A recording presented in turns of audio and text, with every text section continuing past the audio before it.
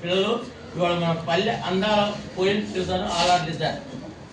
పల్లెటూరులో ఎటు చూసినా పచ్చదనం కనిపిస్తుంది.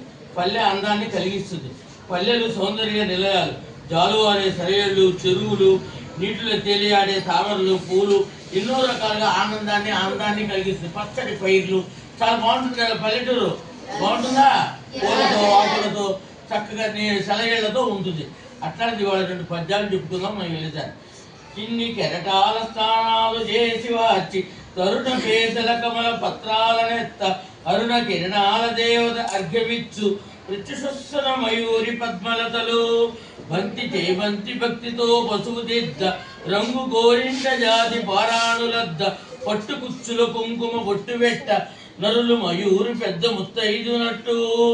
మన ఊరు ఎట్లా ఉందంటే చక్కగా మా ఊరి చెరువులో పద్మాలు ప్రతిరోజు సూర్యోదయ సమయంలో అలలతో స్నానం చేసి నిగనిగలాడుతుంటాయి. పద్మ పూలు ఎంత బాగుంటాయి పద్మాలు చూశారు కదా మీరు?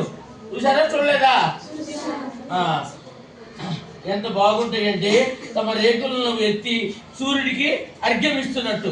అర్ఘ్యం ఇవ్వటం అంటే ఏంటి? సూర్యుడికి నీళ్ళు వదిలి పెడతారు కదా పెద్దవాళ్ళ ఇంట్లో, దాన్ని అర్ఘ్యం ఇవ్వడం అంటారు. అర్ఘ్యం ఇస్తున్నట్టు పూల రేకులు అట్లా ఇచ్చుకొని సూర్యుడికి చక్కగా అర్ఘ్యం ఇస్తున్నట్లు ఉంటాయి. బంతి చేమంతి పూలు మా ఊరి పశువుకు పారాడి పెట్టినట్టు. అమ్మను పూజ చేసేటప్పుడు కాళ్ళకి పశువు రాసుకుంటారు కదా, అట్లా మా ఊరు ఎట్టుంటుందంటే బంతి చేమంతో పచ్చగా ఉంటుంది. ఎర్రని గోరింటాకు మా ఊరికి పారాడి అద్దినట్టు ఉంటుంది. పట్టుకుచ్చల పూలు మా ఊరికి బొట్టు పెట్టినట్టు ఉంటాయి. వీటి వల్ల మా ఊరు ఎట్లా ఉంటుందంటే పండు ముత్తైదు వల్లే ఉంటుంది.